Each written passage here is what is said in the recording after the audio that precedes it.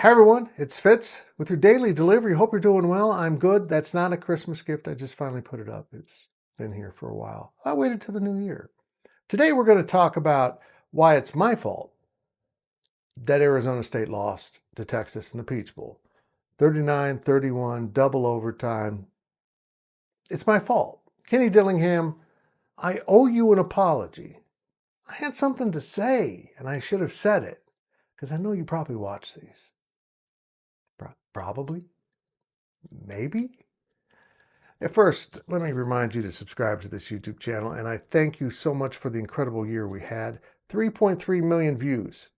3.3 million views last year.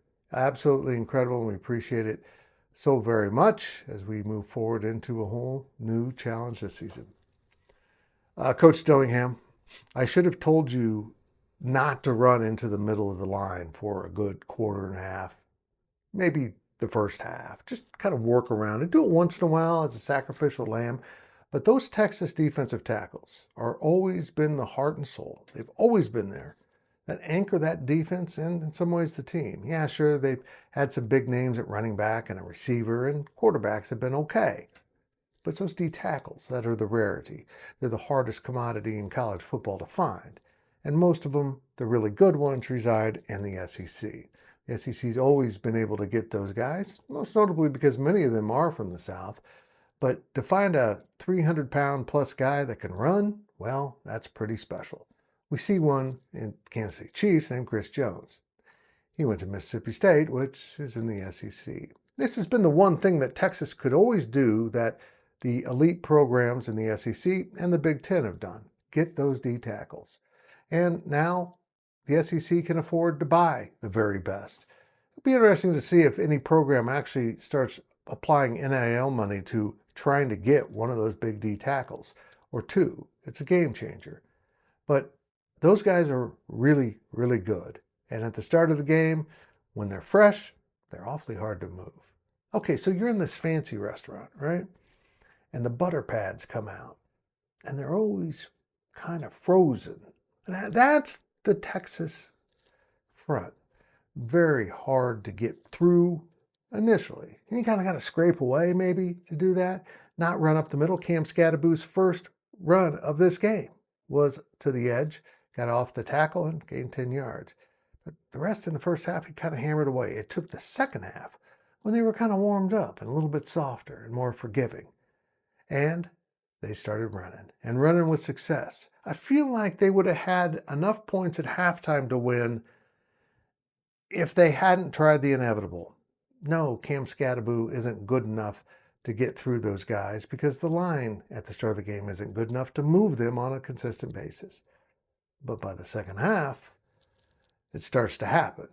And then it starts to collapse everything around them, and we saw that happen.